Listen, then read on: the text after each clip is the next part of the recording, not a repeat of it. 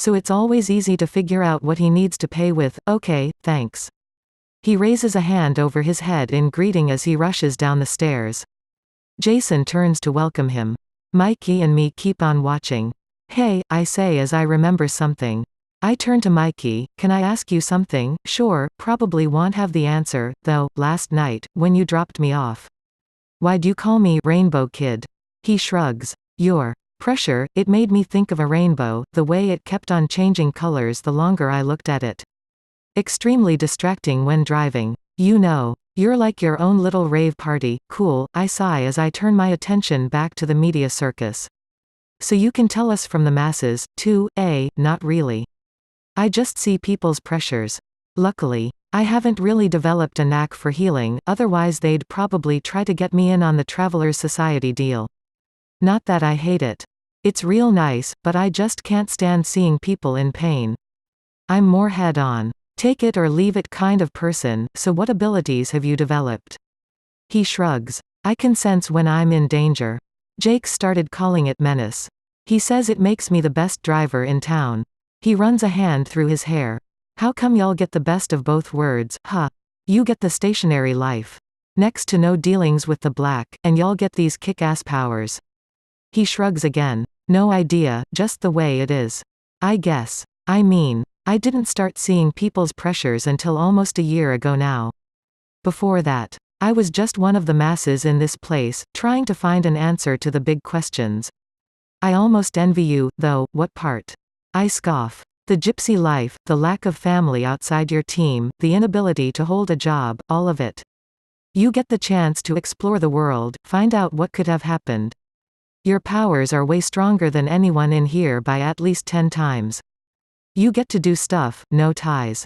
Nothing to hold you back. Yeah, you kinda skipped over the part where none of us chose this. Still, it's something to think about. The world isn't a half-empty glass. I'm not saying that the glass is half full, mind. I'm just saying that it has both air and water in it. Who cares what the ratio is? Everything exists, why not find out all you can about it? You're nuts. I wince as a sharp pang shoots through my stomach. You okay? His eyebrows narrow. I grip my backpack as the pain disappears. Nothing, must have been something I ate. I give him the 5 that Tyler gave me. Can you give that back to Tyler? I'll figure out what currency the tills'll take. Where's the closest drug store? South entrance, a couple blocks past that. Okay, thanks.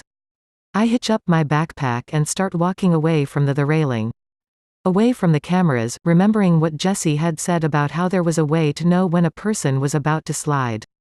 Hey wait, I double over as another pang shoots through me. Shit. Little point of pain the gut. Jesse, it feels like I'm being torn apart. Shit, I look up to see Mikey staring at me in shock before the world spins sideways and everything fades to black. Kicked out of my own head. The wind howls, louder than usual. Slowly, I open my eyes and gape at the sight before me. Tall, thin wooden poles tower over the landscape. Some thick ones leaning at odd angles as the tower above the uneven thinner ones.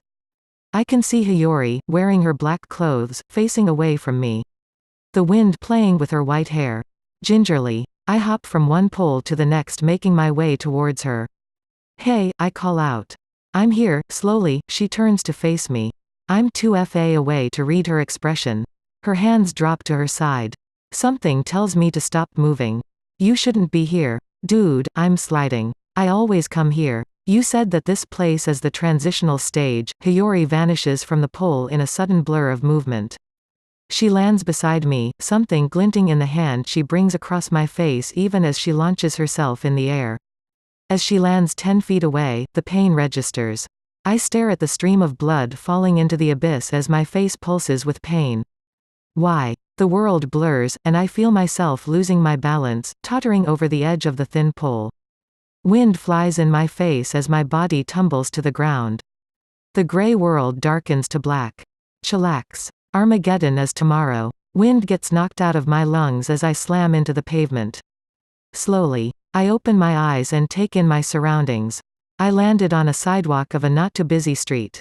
There are street vendors, and sidewalk sales, so I must be downtown somewhere. Slowly, I pull myself to my feet, leaning against a traffic light as the world spins. No one seems to have noticed my sudden appearance, except for a little kid leaning out a doorway, staying close to his mom as she talks to a store clerk. He stares at me with wide eyes, amazed by what he saw. He tugs his mom. Mom. Mom. Look, I grab my bag and start walking. Why did Hiyori do that? What did I do wrong? It was like she just looked at me and decided to ship me off. Why? Slowly. I start looking around me again. Maybe I should get a fresh set of clothes. I really need to change out of these ones. The sun above beats down, heat rising from the pavement in waves. I shrug off my jacket and stuff it into my bag as I keep on walking. Keeping an eye out to see what money the people use. I raise an eyebrow as I see a few coins that look a lot like gold clatter onto a table of an outdoor cafe as a customer pays his bill. I take a seat at the table next to it and start digging into my bag, coming up with the red one almost right away. Keeping it hidden, I pull out a small, brown pouch that jingles. I peer inside to see a pile of silver, gold, and bronze coins. What is this? I mutter to myself as I shove the entire pouch in a pocket. Diagon Alley, nobody answers, but I do get a few odd stares. It takes me a while to figure out why. Every single female is wearing a skirt, varying in length, but a skirt nonetheless. I shrug. Not happening. I zip up my bag and keep on walking, the pocket jingling slightly. What to do now? Finding the other guys using pressure isn't even an option, especially after that whole fiasco with the crummy orchestra. It was like a radio set on the fritz, changing stations as it moved. So no pressure hunting. I wouldn't even be able to differentiate between one of the teams and a normal person's pressure anyways, probably. Figure out where I am and the date seems like a pretty good idea. Hey, I say, stopping a man in a business suit. What's the date? It's the 16th. He takes off before I can ask him to elaborate. Okay. I'm asking the wrong question. Excuse me, what year is it? The woman gives me an odd look before she pushes past. A man leaning against the wall straightens up and starts following her, as if he's some sort of protector. He looks back over his shoulder at me, his eyes hardening as they take in my clothing. Hey, a gruff voice growls as a heavy hand lands on my shoulder. What's one of your kind doing out here? He sneers as I turn to face him. He looks like he's a cop, by the way people start giving us a wide berth, making sure they don't look like they're associated with me. Sorry, I mumble, trying to match his accent. I got lost. You know, she's with me. A clear voice speaks behind us. I look over my shoulder even as the cop lets me go. It's Dutch, but he's not wearing normal-looking clothes. Dressed completely in black as if he were some sort of ninja with a pot belly, with a black handle poking out from behind his left shoulder. Dutch winks at me before addressing the cop. Forget about this incident. You never saw us here. The cop swallows nervously before he nods, bowing slightly as Dutch grabs me lightly by the arm and steers me past the cop. Once we're out of his hearing range, Dutch starts to chuckle. For Dutch, that's a series of deep-throated sounds in rapid succession, like a car with engine trouble. Did you see the look on that guy's face? Chase moseys up to us from his seat on a bench waiting for the bus. Did the law give you any trouble? Dutch chortles. Oh Chase, don't ever change. This isn't a pure curse place. Just a Hannah, I ask. Hannah, the nickname we've given to the dimensions that have wonky, backwards rules in the late 22nd century. Stuff like women must be accompanied by another person who has been trained in combat. Why? Chase shrugs. Different reasons for different dimensions. Who knows why for this one? Anyways, the three of us look pretty badass. We should get off the streets. We've got a real deal going down. We're actually going to go all out on this dealio. Dealio, he means heist. Jesse says as he pops out of an alley. Now we really look badass. Shut up. Chase. Jesse turns his attention to me. So how are all the voices? Annoyed, but I don't know what I did to make it that way. What are you guys talking about? Nothing. Chase, just an inside joke. Chase peers at me for a moment suspiciously. She's not crazy, is she? I slug him in the arm. Don't talk about me in the third person when I'm in the same room as you. We're in a room. Chase glances up at the sky. I shoot him a dark look. He shrugs. Let me guess, you just quoted an anime, right? Jesse glances at me. Yeah, that's right, from an anime. He smirks. It's called Ranbu no Melody, if that's an anime. It's one that I have never heard of before. Right, okay, just don't quote anything from it. I need my brain to remember important things. Not stuff like, if you're willing to die for someone who's not willing to die for you, what the hell are you doing, taking up extra bytes? Shit, what one is that even from? Bleach, what kind of anime names itself after laundry detergent, who cares? Dutch cuts off further argument. Jesse ducks his head and whispers. It's because the original Japanese title described Ichigo's hair, which is orange, the color it would be if a normal Asian with black hair bleached that black hair, as seen in volume 1 of the manga. I heard that. Chase shoots him a glare. Anyways, we have to figure out where to go. Apparently, we don't even have so much as a hovel to our name, or at least the black don't, in these parts.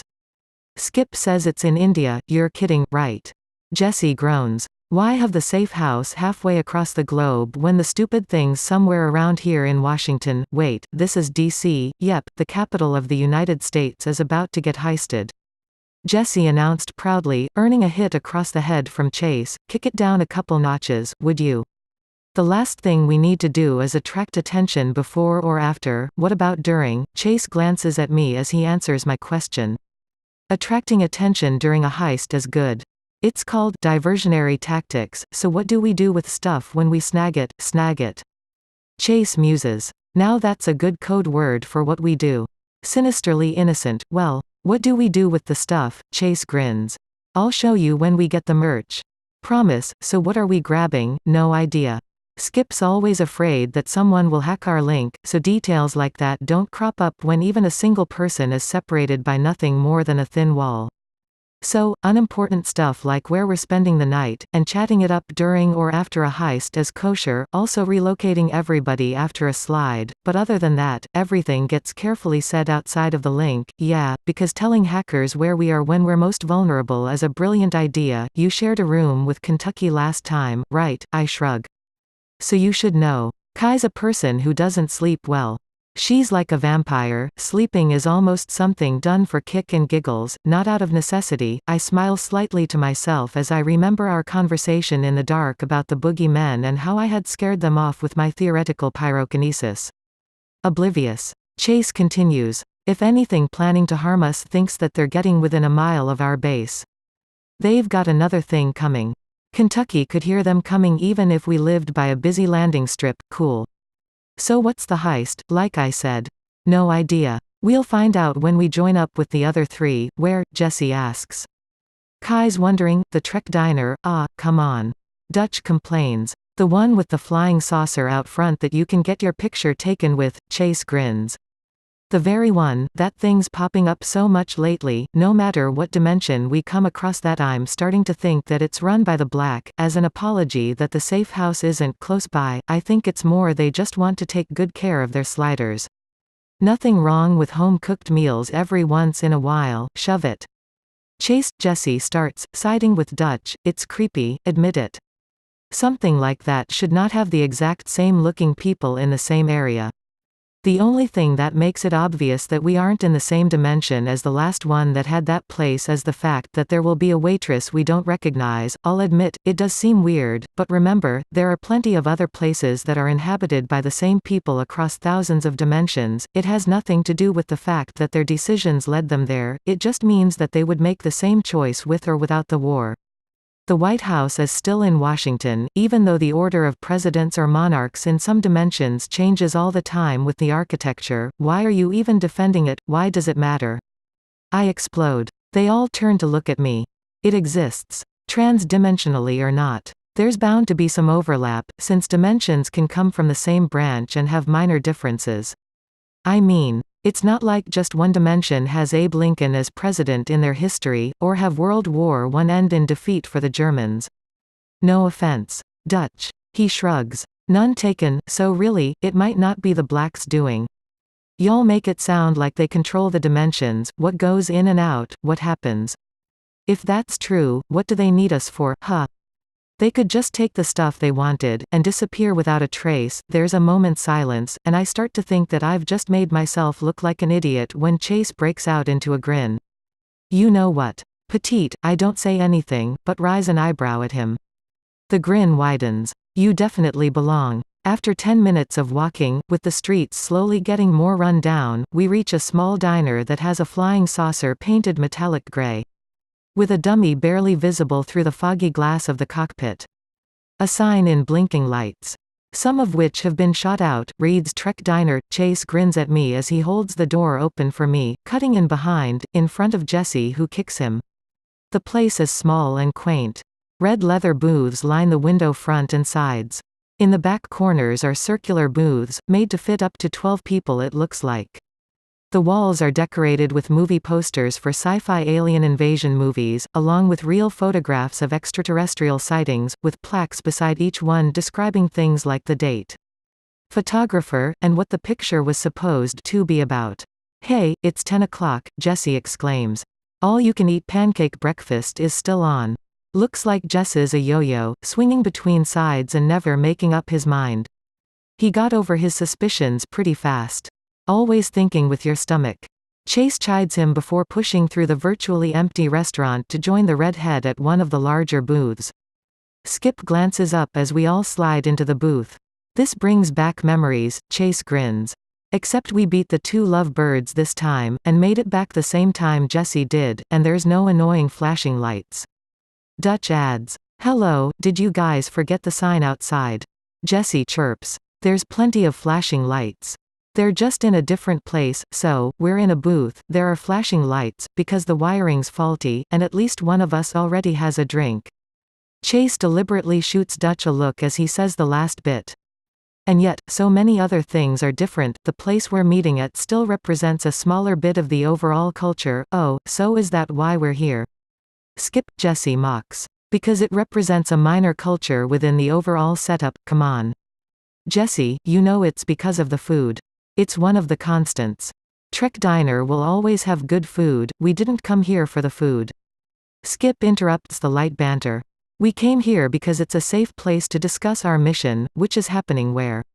"Tokyo," Jesse jokes. "We're going to Tokyo," Kentucky asks as she slides into the booth, followed by Amar. "Well, look at who decided to show up." Chase greets them. "And no, Kentucky, we're not. We're sticking around this area, raiding the, oh, come on Skip. We've been over this. You can't just shut me out like that after a tasty little morsel of information. I can and I did. Don't steal my thunder, or what? You, Poseidon, and Hades will get together and cause the next war by using mortals as soldiers. No, that happens if his lightning is stolen, not the thunder." Jesse grins at his clever remark. "Idiot, lightning causes thunder." Dutch says, "So stealing thunder means that the lightning bolt was stolen. Are you guys discussing Greek mythology in a modern setting again?" Kentucky asks. She turns to me. "They did this right after they all went out and watched that movie about the lightning thief. I never understood the point of it. Wars are great, they separate the weak from the strong. Most people want to avoid war, well then most people are weak. Back to the issue at hand." Skip interjects. "We've got a target, and a location. Brandee, on a scale of 1 to 10. How good are you at hacking remotely? That depends on the security of the place. A person's personal computer is child's play, while the FBI have dozens of firewalls and alarm triggers and sandtraps. What is this, golf?" I shoot Jesse a look. It's my nickname for corners that are built to keep the hacker distracted, thinking they're getting further into the system, when all they're doing is chasing their own tail while the target has ample time to cross-check where the hack came from, send a team over, and apprehend the criminal. It'd be a lot easier to be at the computer being hacked. Alright, we'll see if we can set that in somehow. Our target. He produces a file from his bag. Is the Dom Pedro aquamarine on display at the Smithsonian Museum of Natural History. It weighs approximately 4.5 pounds, and could easily fit into any one of our backpacks. Great, Jesse mutters. Because crystals are totally worth our time. Anyways, Skip continues, ignoring him. The crystal is now in the Smithsonian, in storage while a close matching replica is on display. The problem is, the file doesn't specify which one we need to grab, so we're pulling a double. Chase finishes. Why not just cut our resources in half? Skip shrugs. It doesn't take a genius to redirect some lasers, but it's going to need to be synchronized. Jesse mutters. Everyone shifts to look at him. He sighs and elaborates. Alarm systems. Whichever one you trip, that whole wing gets shut down. The real one's in a storage vault below that wing. We need to time it so that each crew has the maximum amount of time to get out. What if there aren't any alarms? Don't be absurd, Petite. Chase chides. Of course there are alarms. There's stuff in there worth millions of dollars, make them not trust the alarms. I suggest. The thing runs on electricity, they have a backup generator, doesn't matter. The point is that the system's flawed. They expect it to be wonky once in a while. All we need is a dummy run. If the crystal has its own independent system, you play with that. Even if it's a fake, shit hits the fan if it gets stolen. And if it's not independent, then you target something else on the same circuit. That way, security won't tighten unnecessarily on the crystal. Case raises a hand. Alright, what are you not telling us about yourself here, Petite? You sound like a pro. This can't seriously be your first heist, I shrug. After I watched this one movie, I kind of tried to see if their ideas worked. That you could plan a heist out to the most minute detail without carrying it out, and get away scot-free theoretically. Worst case scenario included, nerd, I punch Jesse.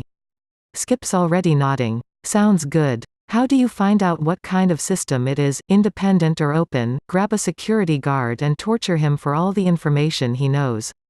Kentucky suggests with a vicious grin. No, that's Plan B. Chase replies. Plan A is a trip to the Library of Congress, or somewhere equally as useful. Actually, you do a mild hack. Mild. Is there such a thing as a spicy hack? Shut up. Jess. I'm serious. All I need to so is have access to one of their computers, 10 minutes of unrushed time, and presto. The job gets done. Why not just hack the system and shut down all alarms during the heist? Because if the Smithsonian in this dimension is anything like the one in mine, a general hack isn't going to cut it. They'll have trollware and spiderware, the rent-a-cops of the digital world. What happens if you run into those, doesn't matter. Brandee, you sound more than capable to handle that aspect of this heist. Skip brings the group back on topic. As it stands, we need to do some reconnaissance. Checking for exits, counting the windows, timing how long it takes to get from point A to point B and out. Fortunately for us, we don't need to worry about getting caught. Hate to spoil the mood. Jesse raises his hand slightly. But he stops as the waitress comes over to us. What can I get for y'all today? She smiles toothily. She's not ugly, but she wouldn't be on America's Next Top Model either. Her blonde hair is pulled away from her face, but a few bangs have sprung loose of the low ponytail. Her cheeks are slightly sunken, and wrinkles are beginning to form around her eyes and on her forehead. If I had to guess, I'd say she's around 45-ish. Her name tag reads Melinda Schwartz, pancake breakfasts for the lot of us. Skip says quickly before Kentucky can say anything. She shoots him a dirty look, which he ignores. All right, and what would you like to drink? Jesse finger points a gun at each person as he says what they'll have. Chocolate milk. Orange juice, water. Seriously Amar, you've got to drink something other than that someday. Apple juice, coffee. I'll have a chocolate milk, and brandy. He trails off as he looks at me expectantly. Chase speaks up before I can order. Be careful, because from now on, whenever we come here, that's what you get stuck with. Russian whiz kid over here is not actually Russian, and likes to be on top of things once in a while. Jesse cuts him off. I guess I'll have chocolate milk then. The waitress never loses her cool, or writes anything down. All right. I'll be right back with your drinks. As soon as she's out of earshot. Skip turns to Jesse expectantly. You were saying, we have to keep on our toes for this one. Forcing it is not an option. A collective groan rises from the group. Hey, sorry for saving everybody's butts back there. I'm sure that you'd all rather deal with the black on your own than be shoved into default mode and having to tread lightly for the next few slides. I still don't think that there were any black. I think you were just paranoid, as usual. You know what? Kentucky. My ability, my rules. Rule number 1. If there's a black around, get the heck out of there. I still don't see how it's you who got that particular trait. Kentucky grumbled darkly as she looked off to the side. All right, so we pull out all stops on this one. Everybody goes hard and fast. Don't let anyone see your actual faces before and during. After's risky, but safer than the other two. Chase, Jesse, Brandee. You three go in on recon, find out what you can, give Brandee enough time to find what she needs. Amar, you're going in as a intern. We'll pull some strings, bribe the other student by paying his loans to let you in, nothing like a free education to put people in a giving mood. Shut up. Chase. The waitress arrives with 2 trays with our drinks on them, placing the coffee in front of Skip, the chocolate milks in front of me, Chase, and Jesse, and giving Kentucky the orange juice. As soon as she leaves, Kentucky trades with Dutch, who immediately pours some of the alcohol from his bottle into the glass, swirling it around as an attempt to mix it. Before that though, Skip continued. Once Chase gets Amar in, the 3 of you need to go shopping. I'll make a list of things we'll need for the job. Your outfit's your own problem, but that should get fixed as soon as possible. Kentucky can easily be a guard here, but there's no way that you'd pass that sort of scrutiny. What'll the 3 of us be doing? Kentucky asks after taking a sip of the juice and pulling a face. We'll be on gear duty once the place has been completely scoured for cover identities and we've come up with an exit strategy. Is that going to involve a military base? Kentucky asks excitedly. It may, depending on what we need in order to get into the vault. It's a pity telekinesis isn't that strong of an advantage. Pancakes are placed in front of us. Is it just me? I speak up. Or is it like some sort of rule that we eat as soon as we get into another dimension, called filling up the tank? Chase explains. Sliding is disorienting, so the best thing to do is get your body as adjusted to a new dimension in as little time as possible. Fastest way, for most of us mortals. He shoots Dutch a pointed look. Is to get something to eat, preferably something that's virtually a constant, like pancakes. Now, there may be the odd exception where another thing can take the place of food as a familiar thing that the body is accustomed to. For Dutch, that's his concoctions. The stronger the better. Problem is. Dutch splutters, his words starting to slur. Is that I can't remember much drinking, the guy has a brain the size of an acorn in there. Jesse grins. Most of it devoted to the singular thought, more booze. Hey piña colada, don't believe a word these 2 say. They're just jealous that I don't need food as often as they do. Chase pats his gut. Her name is Brandee, and this little fella here begs to differ with your infinite wisdom. I still think that I should be going with you tomorrow, Dutch complains. Who else is going to be able to find the perfect look for the rookie? We obviously can't let her dress herself for much longer.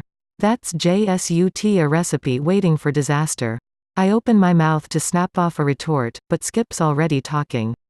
We need you charged and ready depending on who it is that we're going to be getting the gear we need from. Brandee is just going to have to rely on Chase and Jess's help for this round. Jesse, noticing the shade of red that my face was turning, gave me a slight nudge. They're just messing with you, come on, eat up. Once we're done here, we're going to have the real meeting wherever we crash. We dig into our pancakes with gusto. Signal bad. Connection good. Skip lands us a couple of rooms in a motel, and another good-natured argument ensues on who goes where. Apparently, it's a given that me and Kentucky will share the same bed. The argument is over having 1 or 2 guys set up with us, and who it should be. In the end, it comes down to straws when trying to figure out which 2 guys. Chase and Jesse draw the tallest straws, and so head with me and Kentucky into our room. Let's shoot for some pizza. Jesse exclaims as he studies the drab, inoffensive decor. Kentucky claims the bed further away from the door. Are you serious? Jesse. We just spent the entire day refueling, and you're still hungry. Yeah, well, the night is young, right D? I'm gonna sleep. It's only 7, though, and I have been up for the past 36 hours. And so, I'm gonna go to bed. I brush my teeth with a toothbrush and toothpaste Dutch snagged from the drugstore. Apparently, the guy can turn invisible at will, which explains why he randomly appeared in the tunnel, why Chase's light passed right through him. It's pretty cool. I always thought that invisibility was a lame power, but you save so much money if you just take stuff. Anything he touches disappears, including something the size of a grocery cart full of goods. The fridges of both rooms are now full of drinks, snacks, and cheese.